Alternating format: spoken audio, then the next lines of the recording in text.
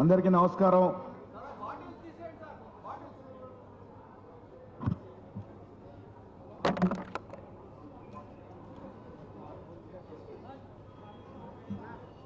గౌరవ ఏఐసిసి తెలంగాణ ఇన్ఛార్జ్గా నియమితులే మొదటిసారి హైదరాబాద్కు వచ్చినటువంటి మీనాక్షి నటరాజన్ గారు, గౌరవ ముఖ్యమంత్రి శ్రీ రేవంత్ రెడ్డి గారు సమక్షంలో ఇవాళ విస్తృత స్థాయి పిసిసి కార్యవర్గ సమావేశం ఏర్పాటు చేసుకోవడం జరిగింది. దీంట్లో పిసిసి కార్యవర్గంతో పాటు పిఎసి పిఈసి సభ్యులు, మంత్రివర్యులు, పార్లమెంట్ సభ్యులు, ఎమ్మెల్సీ ఎమ్మెల్యేలు, PCC office bearers, DCC office బేరర్స్తో పాటు కాంటెస్టెడ్ క్యాండిడేట్స్ కూడా పిలుచుకోవడం జరిగింది. ఒక రకంగా చెప్పాలంటే యావత్ కాంగ్రెస్ పార్టీ వల్ల ఈ కార్యక్రమంలో పాల్గొనడం జరిగింది.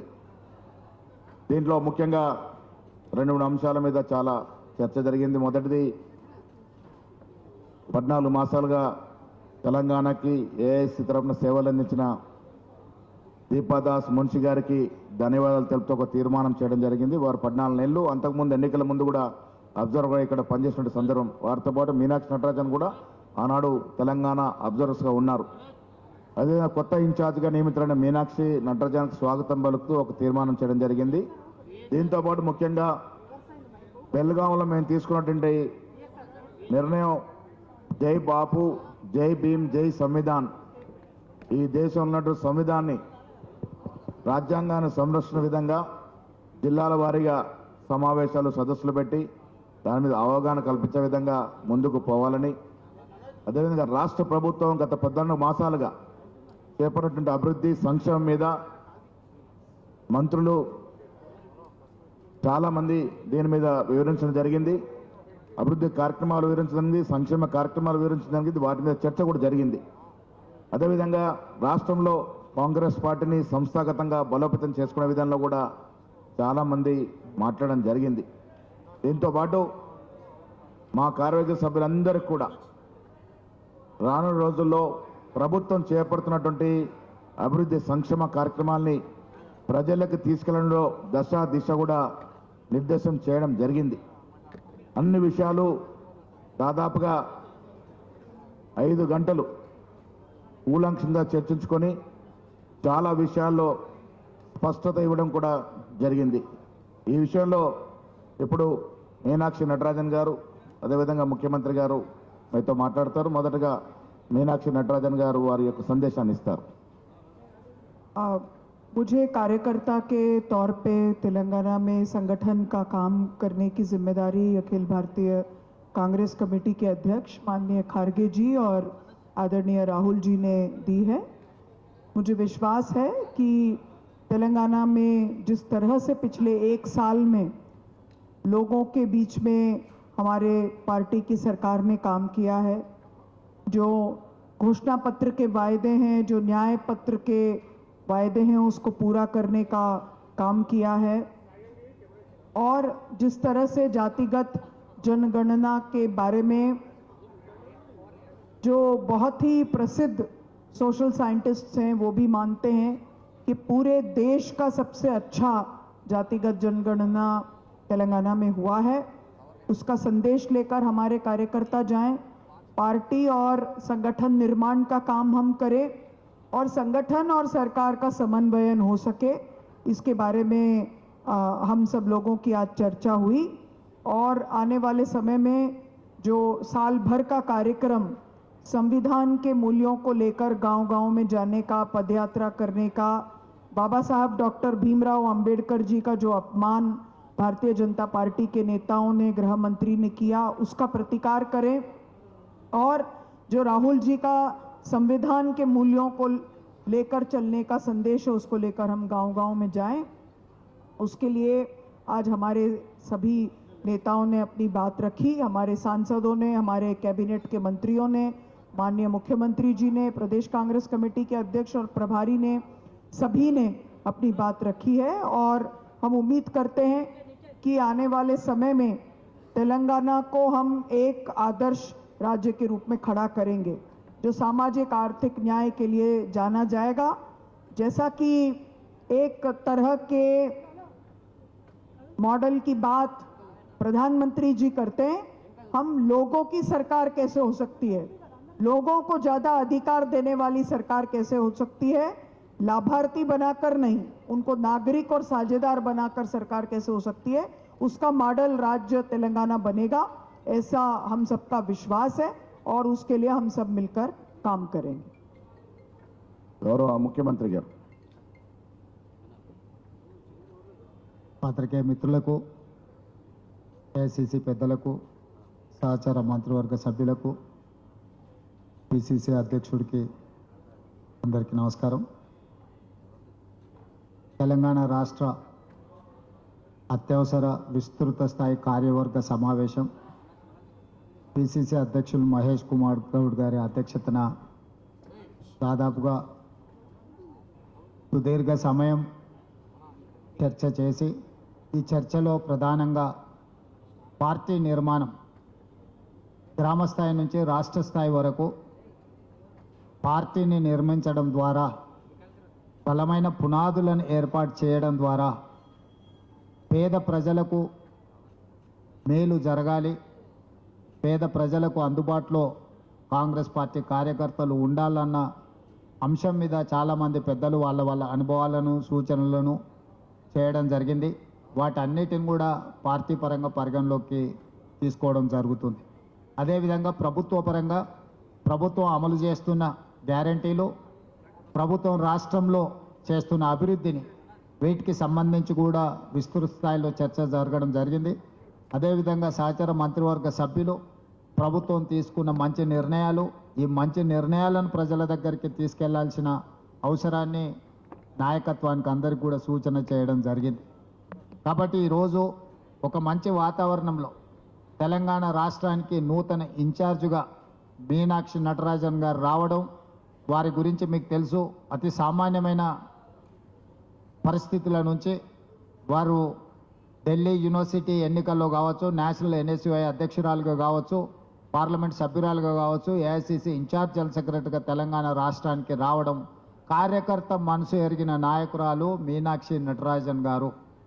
ఆమె నాయకులకు నాయకురాలు కాదు, ఆమె కార్యకర్తలలో ఒక కార్యకర్తగా, కార్యకర్త యొక్క ఆలోచన విధానం ఏ విధంగా ఉంటుందో తెలిసిన వారు రావడం ద్వారా తెలంగాణ రాష్ట్రంలో పార్టీ జెండా మోసిన కార్యకర్తలకు మంచి రోజులు రాబోతున్నాయి.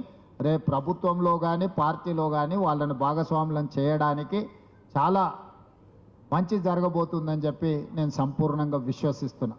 అదే సందర్భంలో ప్రతిపక్షాలకు సంబంధించి ప్రధానంగా నిన్న కేంద్ర ప్రభుత్వం నుంచి రావాల్సిన అనుమతుల విషయంలో కిషన్ రెడ్డి గారు మాట్లాడుతున్న విధానం చూస్తుంటే, కిషన్ రెడ్డి గారు ఏదో మోడీ గారు గుజరాత్ నుంచి మొత్తం అంతా మనకేదో రైళ్లలో, విమానాలలో, లారీలలో నోట్ల కట్టలు పంపిస్తున్నట్టుగా ఆయన తెగ బాధపడిపోతున్నాడు. మోడీ గారిని అడిగి ప్రజలకు హామీ ఇచ్చిండని, ప్రజలను అడిగి ప్రజలకు హామీ ఇచ్చినాం. మోడీ గారి ఆస్తి మేము అడగడం లేదు కిషన్ రెడ్డి గారు, మీ ఆస్తి కూడా మేమేం అడుగుతలేం. మేము కేంద్ర ప్రభుత్వానికి కట్టిన పన్నులల్లా మేము ₹1 కేంద్ర ప్రభుత్వానికి పన్నులు చెల్లిస్తే మాకు 42 పైసలు మాత్రమే కేంద్రం నుంచి వెనక్కి వస్తున్నాయి. అదే బీహార్ నుంచి ₹1 కేంద్ర ప్రభుత్వానికి పన్నులు చెల్లిస్తే ₹7.06 బీహార్కి ఇస్తున్నారు. ఉత్తరప్రదేశ్కి ₹3 ఇస్తున్నారు ₹1 పన్ను చెల్లిస్తే. బీహార్కు, ఉత్తరప్రదేశ్కు ఇస్తున్న ప్రాధాన్యత తెలంగాణ రాష్ట్రానికి ఇవ్వడం లేదు. ఈరోజు మీరు అడ్డపడడం వల్లనే మెట్రో రైలు ఆగింది. మెట్రో రైలు నిర్మించడానికి మీ దగ్గర డబ్బులు ఉన్నాయంటున్నాడు. అంటే ఆయన ఉద్దేశం ఏంది? మెట్రో రైలు కట్టొద్దనే కదా. మూసీకి ఈరోజు నిధులు అడిగితే అవహేళన చేస్తున్నాడు, అడ్డుపడుతున్నాడు. మూసీలో పోయి ఆయన నిద్ర చేస్తా అంటున్నాడు.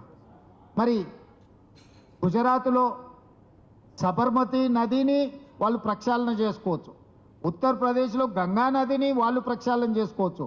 ఢిల్లీలో మొన్న జరిగిన ఎన్నికలలో యమునా నదిని ప్రక్షాళన చేస్తామని ఢిల్లీలో బీజేపీ ప్రభుత్వాన్ని ఏర్పాటు చేసింది.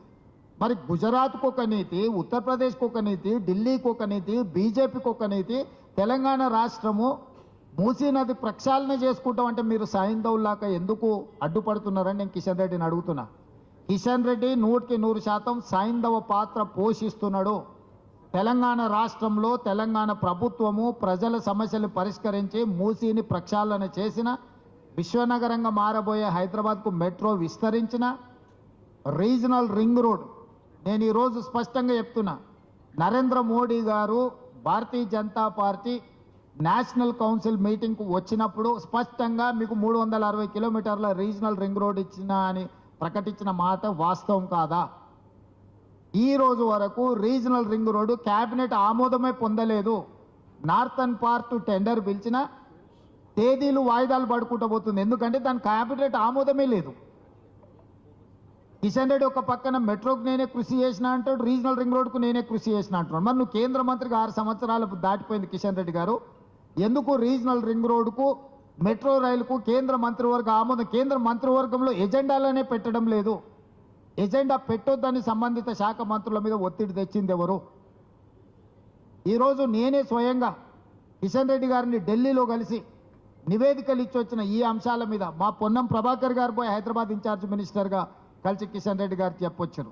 రాష్ట్రంలో ఉన్న అధికారులందరినీ కిషన్ రెడ్డి గారి దగ్గరికి పంపించి పూర్తి వివరాలు కిషన్ రెడ్డి గారికి వివరించిన, డిపిఆర్లతో పాటు డీటెయిల్ ప్రాజెక్ట్ రిపోర్ట్తో పాటు కిషన్ రెడ్డి గారికి ఇచ్చి మీరు నరేంద్ర మోడీ గారితో మాట్లాడి ఇవన్నీ మంత్రివర్గంలో పెట్టించండి అని. ఈరోజు మీరు 6 సంవత్సరాలు పైబడ్డది కేంద్ర మంత్రిగా, మీరు ఈ ప్రాంతానికి తీసుకొచ్చిన ఒక ప్రత్యేకమైన ప్రాజెక్ట్ ఏదో చెప్పండి కిషన్ రెడ్డి గారు. నోరేసుకొని మా మీద పడి మమ్మల్ని ఏదో బెదిరించినట్టుగా మాట్లాడుతూ ఇక్కడ బెదిరేటోళ్ళు ఎవరు లేరు కిషన్ రెడ్డి గారు. మీరు బెదిరిస్తే బెదరడానికి ఈడెవరు అంత ఉద్దరగా లేరు. నువ్వు తీసుకురా, నువ్వు మెట్రో రైలు తీసుకొస్తావా, మూసీ నది ప్రక్షాళనకు నిధులు తీసుకొస్తావా, రీజనల్ రింగ్ రోడ్డు తీసుకొస్తావా, సెమీ కండక్టర్ మన దగ్గరకు వస్తాన వాళ్ళని బెదిరించి గుజరాత్కు తీసుకెళ్ళారు. సెమీ కండక్టర్ పరిశ్రమకు సంబంధించి ఉత్తరప్రదేశ్కి ఇచ్చారు, అస్సాంకి ఇచ్చారు స్పెషల్ ఇన్సెంటివ్స్. తెలంగాణ రాష్ట్రానికి ఎందుకు ఇవ్వలేదని నేను అడుగుతున్నా. ఇవాళ ఏ విషయంలో కూడా కేంద్ర ప్రభుత్వం వైపు నుంచి మనకు అదనంగా ₹1 రాలేదు. యథాలాపంగా రావాల్సినవి మాత్రమే వచ్చినాయి. అది కూడా ₹1 పన్ను మన కేంద్ర ప్రభుత్వానికి కడితే 42 పైసలు మాత్రమే మనకు వచ్చినాయి. ఇవాళ 10 సార్లు ఢిల్లీకి వెళ్ళి ప్రధానమంత్రి నుంచి మొదలుపెట్టి ప్రతి మంత్రి దగ్గరికి మేము వెళ్ళి కలిసినాం. మేము వెళ్ళి కలిసినప్పుడు చర్చ జరగదా? ఆ మంత్రులు యథాలాపంగా మాకు చెప్పరా? అరే మీరు ఇన్నిసార్లు వచ్చి అడుగుతున్నారు, ఇన్నిసార్లు నివేదికలు ఇచ్చిపోయినావు, మీ రాష్ట్రం నుంచే ఉన్న కేంద్ర మంత్రి కిషన్ రెడ్డి గారు ఒక్కరోజు కూడా మాట్లాడట్లేదు అని అన్నాడు. నేను అడుగుతున్న కిషన్ రెడ్డిని, ఒక్క రోజైనా ఈ 6 సంవత్సరాలలో నరేంద్ర మోడీ గారి దగ్గర ప్రత్యేకమైన అపాయింట్మెంట్ తీసుకెళ్లి తెలంగాణకి ఇవి కావాలని ఏమన్నా ఇచ్చిందా మీరు? ఏదన్నా మంత్రివర్గ సమావేశంలో తెలంగాణ రాష్ట్రానికి మెట్రో కావాలనో, తెలంగాణ రాష్ట్రానికి రీజనల్ రింగ్ రోడ్ కావాలనో, తెలంగాణకు మూసీ నది ప్రక్షాళన కావాలనో, సెమీ కండక్టర్కి సంబంధించిన అనుమతులు కావాలనో ఏదైనా మీరు ప్రస్తావించినా, ప్రస్తావిస్తే ఏ మీటింగ్ మినిట్స్లో ఉందో చెప్పండి, ఏ పార్లమెంట్ సమావేశాలలో మీరు మాట్లాడినో చెప్పండి. మీకు చిత్తశుద్ధి లేదు, మీది ఎంతసేపు ఉన్నా సైంధవ పాత్ర. ఈరోజు కేసీఆర్ దిగిపోయిననే బాధలో, ఆయన చీకటి మిత్రుడు అధికారం కోల్పోయిన దుఃఖంలో కిషన్ రెడ్డి గారు మాకడ్డం పడుతున్నాడు. కిషన్ రెడ్డి గారు మీ చిత్తశుద్ధి నిరూపించుకోవాలంటే మీరు ఈ అనుమతులు తీసుకొని హైదరాబాద్కు రావాలి. హైదరాబాద్లో వరదలు వచ్చినప్పుడు బండి సంజయ్ గారు చెప్పారు, ఆటో పోతే ఆటో ఇస్తాం, లారీ పోతే లారీ ఇస్తాం, గుండు పోతే గుండు ఇస్తామన్నాడు. గుండు లేదు, బైక్ పోతే బైక్ ఇస్తామన్నాడు. గుండు పోతే గుండు ఇస్తామన్నాడు. గుండు లేదు, అరగుండు లేదు, గుండు 0. ఇది మీ హామీ కాదా? ఎన్నికల్లో మీరు ఇచ్చింది కాదా? నరేంద్ర మోడీ గారు ప్రతి సంవత్సరం 2 కోట్ల ఉద్యోగాలు ఇప్పిస్తామని చెప్పి 2014 ఇచ్చిన ఎన్ని కోట్ల ఉద్యోగాలు ఇచ్చినో లెక్క చెప్పండి. నరేంద్ర మోడీ గారు 2022 లోపల ఈ దేశంలో ఉన్న ప్రతి పేదవాడికి ఇల్లు కట్టిస్తాం, ప్రధానమంత్రి ఆవాస్ యోజన అన్నాడు. తెలంగాణ రాష్ట్రానికి ఎన్ని ఇచ్చిందో లెక్క చెప్పండి కిషన్ రెడ్డి గారు. మీరు రైతుల ఆదాయం 2 ఇంతలు చేస్తా అని మీరు ఎన్నికల మేనిఫెస్టోలో పెట్టారు. రైతు వ్యతిరేక నల్ల చట్టాలు తీసుకొచ్చి 100 మందిని బలి తీసుకున్నారు ఢిల్లీలో కిషన్ రెడ్డి గారు. అప్పుడే మర్చిపోయినరా మీరు? ఇవాళ తెలంగాణలో బీసీ కులగణన చేస్తే బీసీ కులగణనలో మైనారిటీలను చేర్చారు కాబట్టి మేము తిరస్కరిస్తాం, రద్దు చేస్తామంటారు. నేను కిషన్ రెడ్డిని సూటిగా అడుగుతున్న, పక్కలున్న ఆంధ్రప్రదేశ్ మీ ప్రభుత్వమే కదా, పక్కలున్న ఆంధ్రప్రదేశ్లో మైనారిటీ రిజర్వేషన్లు రద్దు చేయండి మీకు చేతనైతే. పక్కలున్న రాష్ట్రంలో మైనారిటీలకు బీసీ రిజర్వేషన్లు లేవా? ఇవాళ కిషన్ రెడ్డిని బండి సంజయ్ సూటిగా సవాల్ ఇస్తున్నా నేను. గుజరాత్లో 29 ముస్లిం ఉపకులాలు బీసీ రిజర్వేషన్లు అనుభవిస్తున్నారు నరేంద్ర మోడీ గారు సొంత రాష్ట్రంలో. బీహార్లో 26 ముస్లిం బీసీ కులాలు రిజర్వేషన్లు అనుభవిస్తున్నాయి. ఉత్తరప్రదేశ్లో ఉన్నాయి, మధ్యప్రదేశ్లో ఉన్నాయి, మహారాష్ట్రలో ఉన్నాయి. మీ ఏలుబడిలో ఉన్న ప్రభుత్వాలు, మీ రాష్ట్ర ప్రభుత్వాలలో బీసీ రిజర్వేషన్లు ముస్లిం మైనారిటీలకు వస్తున్నాయి. మండల్ కమిషనే రికమెండ్ చేసింది బీసీ ఉపకులాలలో మైనారిటీలు ఉన్నారు అని. దూదేక్లా, నూర్ భాష ఇట్లాంటివి చాలా మైనారిటీ ఉపకులాలు ఈరోజు బీసీ రిజర్వేషన్లు ఉన్నాయి. ఈరోజు కులగణన జరిగితే మీరు అధికారం కోల్పోతుందనే దుఃఖంలో కిషన్ రెడ్డి గారు ఈరోజు అడ్డం పడుతున్నాడు బీసీ కులగణన మీద. ఇన్ని మాటలు మాట్లాడుతున్నారు. మా మిత్రుడు కృష్ణమాదిగన్ పాపం కౌగిలించుకున్నారు, బాగానే ఆయనను వినియోగించుకున్నారు ఎన్నికలలో. మరి ఆంధ్రప్రదేశ్లో మీ ప్రభుత్వం ఉంది కదా, ఎందుకు ఏబిసిడి వర్గీకరణ చేయట్లేదు? మాదిగ ఉపకులాలు ఒకనాడు ఆంధ్రప్రదేశ్, తెలంగాణ ఉమ్మడి రాష్ట్రము, ఆ రోజు మాదిగ ఉపకులాలు వర్గీకరణ అమలు జరిగింది కదా. ఈరోజు తెలంగాణలో మేము అమలు చేయడానికి అన్ని నిర్ణయాలు తీసుకున్నాం. ఆంధ్రప్రదేశ్లో మీ ప్రభుత్వం ఉన్న దగ్గర ఎందుకు తీసుకోలేదు కిషన్ రెడ్డి గారు? ఇది మాదిగలకు చేస్తున్న ద్రోహం కాదా? పక్క రాష్ట్రంలో మీరు బీసీలకు ఇస్తున్న 4% రిజర్వేషన్ మీరు రద్దు చేస్తారా? మీకు చిత్తశుద్ధి ఉందా? నీకు ధైర్యం ఉన్నదా కిషన్ రెడ్డి? ఆంధ్రప్రదేశ్కి వెళ్ళి చంద్రబాబు నాయుడును డిమాండ్ చేసి మైనారిటీలకు ఇస్తున్న 4% రిజర్వేషన్ ఆంధ్రప్రదేశ్లో రద్దు చేయించినా నువ్వు? అంటే కేవలం భావోద్వేగాలను రెచ్చగొట్టి రాజకీయ ప్రయోజనం పొంది పబ్బం గడుపుకోవాలనే ప్రయత్నం తప్ప చిత్తశుద్ధి ఎక్కడుంది కిషన్ రెడ్డికి? కేంద్రంలో మా ప్రభుత్వం ఉంది కాబట్టి మేము బెదిరిస్తామని అనుకుంటున్నట్టున్నాడు కిషన్ రెడ్డి గారు. ఈ విధానం ఎక్కువ కాలం నడవదు కిషన్ రెడ్డి గారు. చాలా మంది ఇట్లా వచ్చిండ్రు పోయిండ్రు బెదిరించిన వాళ్ళు. ఇవాళ మేము రాష్ట్ర ప్రభుత్వంగా ఓ బాధ్యత కలిగిన ముఖ్యమంత్రిగా ప్రధానమంత్రులను, కేంద్ర మంత్రులను కలిసి రాష్ట్రానికి రావాల్సిన నిధుల మీద, అనుమతుల మీద మేము ప్రయత్నం చేస్తున్నాం. ఒక్కరోజన్నా నువ్వు తోడొచ్చినవా? ఒక్కరోజన్నా మా ఎంబడి వచ్చి, అవును నేను కిషన్ రెడ్డి ఇంటికి స్వయంగా ఢిల్లీలో వెళ్ళి రాష్ట్రానికి ఏమేం కావాలో నేను వారికి చెప్పి వివరించి వచ్చిన.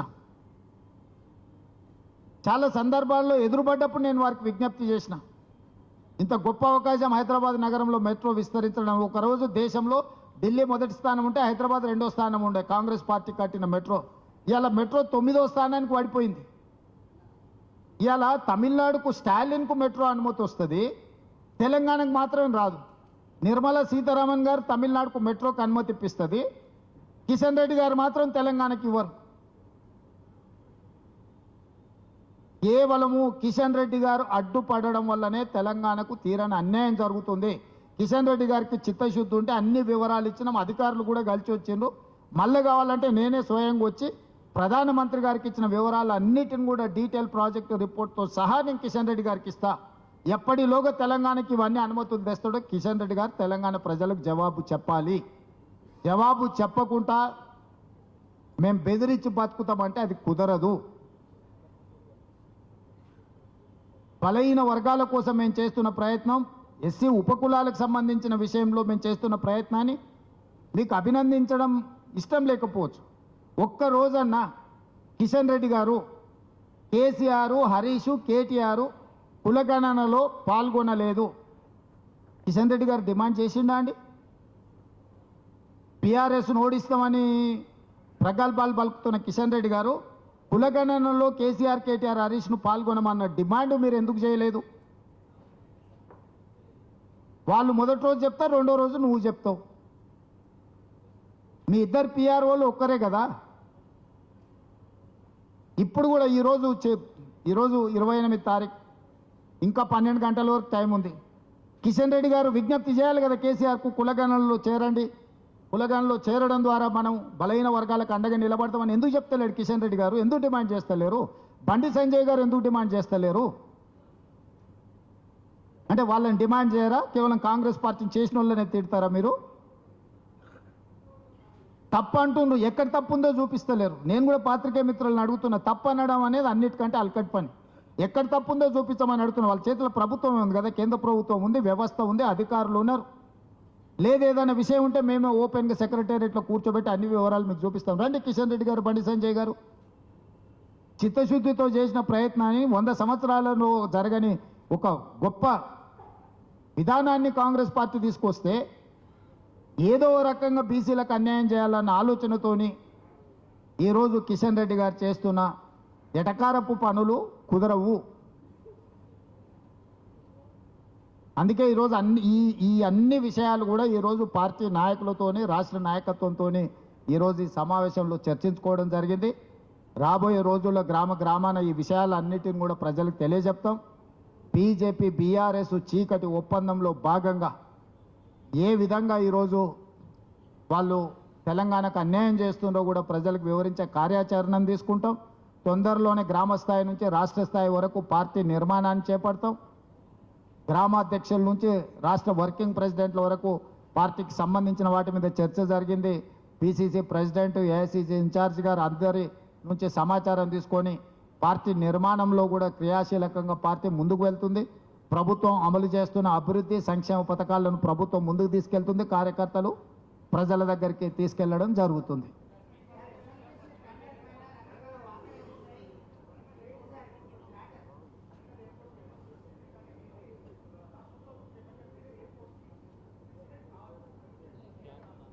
అంటే నాకు అర్థం కాలే రాహుల్.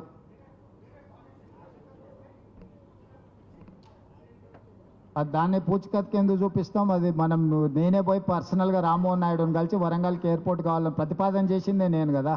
తక్కువ పడ్డ భూమిని కూడా భూసేకరణ చేసి ఎయిర్పోర్ట్కి అప్పచెప్పిందే నేను కదా. వరంగల్కి ఔటర్ రింగ్ రోడ్డు, వరంగల్కి ఎయిర్పోర్ట్ ఇచ్చిందే నేనే, భూమి ఇచ్చిందే నేనే, భూసేకరణను క్లియర్ చేసిందే నేనే. కేంద్ర ప్రభుత్వానికి వెళ్ళి పదే నివేదికలు ఇచ్చి నిపుణులను తీసుకొచ్చి మొత్తం సర్వే చేపించి రిపోర్ట్ సబ్మిట్ చేసిందే నేను. వచ్చినాకనే కదలికి వచ్చింది. చంద్రశేఖరరావు 10 సంవత్సరాలు వరంగల్కి ఎయిర్పోర్ట్ రావాలని, వరంగల్కి ఔటర్ రింగ్ రోడ్డు ఉండాలని, వరంగల్కి అండర్ గ్రౌండ్ డ్రైనేజీ ఏర్పాట్లు చేయాలని ఏది చేయలేదు. కాంగ్రెస్ ప్రభుత్వం వచ్చినాక మేము చేస్తున్న పదే మీరు ఢిల్లీకి ఎందుకు వెళ్తున్నారని అడుగుతుండు కదా హరీష్ కేటీఆర్. ఇందుకోసమే వెళ్తున్నాం. ఇవాళ వచ్చిన అనుమతులని మా ఇప్పుడు రైల్వే కోచ్ ఫ్యాక్టరీ వాళ్ళు సాధించారు. కాచిపేట రైల్వే కోచ్ ఫ్యాక్టరీ నేను వచ్చినాక సాధించిన.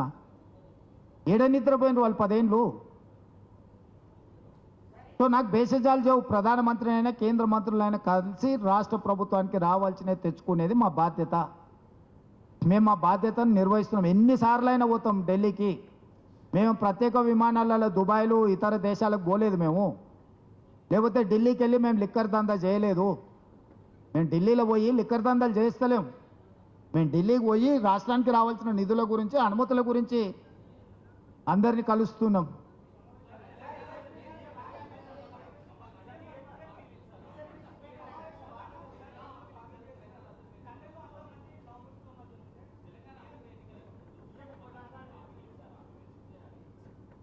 ఇది ప్రభాకర్ అదే ఆయన విచిత్ర వాదన చేస్తుండు. మెట్రో రైలు అనేది ఆయనని అడిగేది ఏంది? ఆయన ఇంటికి వెళ్ళి ఇస్తున్నా నేను అదే అడుగుతున్నా. ఆయన అనుమతి అడిగేది ఏంది? ఆయన ఓనరా ఈ దేశానికి? యజమానా ఏమన్నా? ఈ రాష్ట్రానికి రావాల్సిన హక్కు అది మెట్రో రైలు. మెట్రో రైలు క్యాబినెట్ ఆమోదం చేయాలా? అంటే మేము స్వతంత్ర రాష్ట్రంగా స్వతంత్ర దేశంగా మేము ప్రకటించుకోవాలా? ఇప్పుడు మేము గెలిచినాం కాబట్టి యూనియన్ ఆఫ్ స్టేట్స్ ఈ దేశం అనేది, సార్వభౌమాధికారం అనేది రాజ్యాంగంలో ఏం రాసిందో స్పిరిట్ ఆఫ్ కాన్స్టిట్యూషన్ని చదువుకోమని కిషన్ రెడ్డి గారిని. మిమ్మల్ని అనుమతి అడిగేది ఏంది? మీరేమన్నా యజమానులా మిమ్మల్ని అనుమతి అడగడానికి? I'm not subservient to any individual. డెఫినెట్గా తీర్మానం చేసి అసెంబ్లీలో తీర్మానం చేసి తీసుకొని వెళ్తాం. కిషన్ రెడ్డి ఏ విధంగా క్లియరెన్స్ తీసుకొస్తాడో చూద్దాము. వాట్స్ ఇదో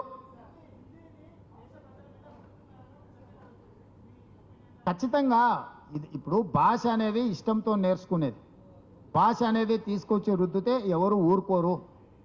ఎవరి భాష వాళ్ళకు మాతృభాష ముద్దు. అందుకే ఈ మధ్య నిన్నగాక మొన్న ఆదేశాలు ఇచ్చిన మీరు చూసి ఉండొచ్చు. తెలుగు భాషను ఖచ్చితంగా నిర్బంధంగా అన్ని పాఠశాలలలో అమలు చేయాల్సిందని రాష్ట్ర ప్రభుత్వం నిర్ణయం తీసుకుంది. మేము ఈ మధ్యకాలంలో ఇచ్చిన జీవోలు కూడా వ్యవసాయ శాఖకు కానీ ఇతర శాఖలకు సంబంధించిన ప్రధానమైన జీవోలు కూడా మేము తెలుగులోనే ఇస్తున్నాం. తెలుగు భాషను పరిరక్షించుకోవాల్సిన బాధ్యత మన మీద ఉంది. ఇది ప్రాచీనమైన భాష. తెలుగు భాష కనుమరుగు అవ్వడాన్ని ఏమాత్రం ఒప్పుకోము. యూపీఎస్సీ పరీక్షలను కూడా తెలుగులో నిర్వహించాలని డిమాండ్ చేసినాము. కాంగ్రెస్ పార్టీ ప్రాంతీయ భాషలకు అత్యంత ప్రాధాన్యత ఇస్తుంది. వివిధ భాషల వివిధ సంస్కృతుల సమ్మేళనమే భారతదేశము. ఒక భాషను ఒక సంస్కృతిని ఇతరుల మీద రుద్ది రాజకీయ ప్రయోజనం పొందాలని ఎవరని చూస్తే అది కుదరదు. ప్రజలు తిరస్కరిస్తారు. అదేవిధంగా డీలిమిటేషన్ గురించి సీట్లు ఏం తగ్గవు అంటుడు. అంటే ఏం పెంచననే కదా. లాజిక్ అర్థమవుతుందా మీకు? ఈరోజు అమిత్ షా గారు ఉన్నాయి ఏం తగ్గవు అంటుండు. ఉన్నాయి ఎందుకు తగ్గుతావా? సీట్లు నువ్వు పెంచేది ఉంటే ఆ ప్రపోర్షనేట్గా ప్రోరేటా ప్రకారం సౌత్ రాష్ట్రాలకి ఎంత పెంచుతావో చెప్పట్లేదు కదా. What is your terms of reference? Population బేసిసా, ప్రోరేటా బేసిసా, ఏం బేసిసో చెప్పకుండా తగ్గవు అని ఎట్లా చెప్తాడు అమిత్ షా గారు?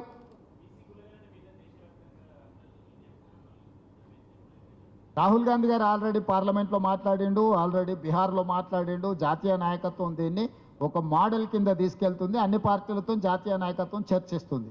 పకడ్బందీగా చేయడం తెలంగాణ కాంగ్రెస్ పార్టీ యొక్క బాధ్యత. ఇది పకడ్బందీగా చేస్తున్నాం, చట్ట రక్షణ కల్పిస్తున్నాం.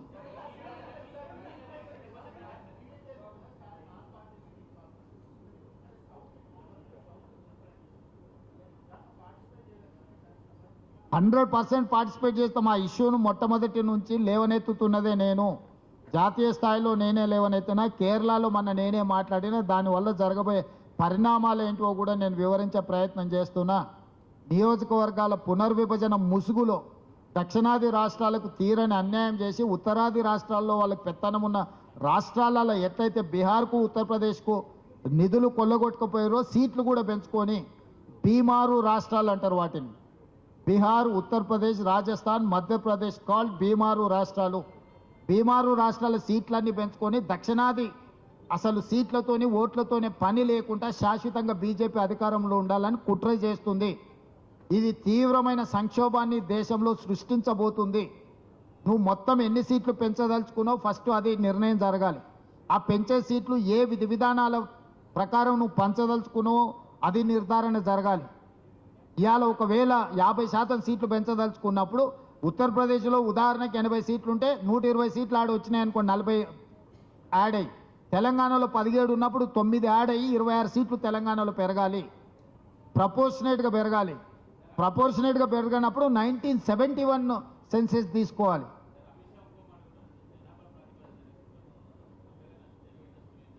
కొత్తగా తీవ్రమైన నష్టం జరుగుతుంది. జనాభా నియంత్రణ చేయడానికి కేంద్ర ప్రభుత్వం పిలిపించింది. దక్షిణాది రాష్ట్రాలు జనాభా నియంత్రణను పాటించినాయి. దాంతో దక్షిణాది రాష్ట్రాలలో జనాభా పూర్తిగా తగ్గిపోయింది ఆర్ స్టెబిలైజ్ అయింది. ఉత్తరాది రాష్ట్రాలలో కేంద్ర ప్రభుత్వం ఇచ్చిన ఆదేశాలను పాటించకుండా జనాభా విపరీతంగా పెరిగింది. జనాభా ప్రాతిపదికన తీసుకోవడం అనేది కుట్ర. సీట్ల ప్రాతిపదికన ప్రోరేటా ప్రకారం పెంచాలి. మేము కేంద్ర ప్రభుత్వం ఇచ్చిన సూచనలు పాటించినందుకు మమ్మల్ని శిక్షించాలని కేంద్ర ప్రభుత్వం అనుకుంటే అది ఒక తిరుగుబాటుగా మారుతుంది. దాంట్లో ఊరుకునే సమస్యనే లేదు. వాళ్ళు దక్షిణాది రాష్ట్రాల్లో నిర్వీర్యం చేయాలని, ఆర్థికంగా రాజకీయంగా నిర్వీర్యం చేయాలని బీజేపీ కుట్ర పన్నుతుంది. ఎందుకంటే బీజేపీకి దక్షిణాది రాష్ట్రాలలో స్థానం లేదు కాబట్టి వాళ్ళకి స్థానం లేని రాష్ట్రాలకు కేంద్రంలో వాటా ఉండొద్దు అనే ఒక కుట్రతోని వాళ్ళు ముందుకు వస్తున్నారు. ఆ కుట్రను ఖచ్చితంగా తిప్పికొడతాం. ఇక వాళ్ళు రాష్ట్రంలో లేనట్టే లెక్క, లేనోడు లేనట్టే ఏముంటుంది. ఏమన్నా పుస్తకం రాసుకోనండి.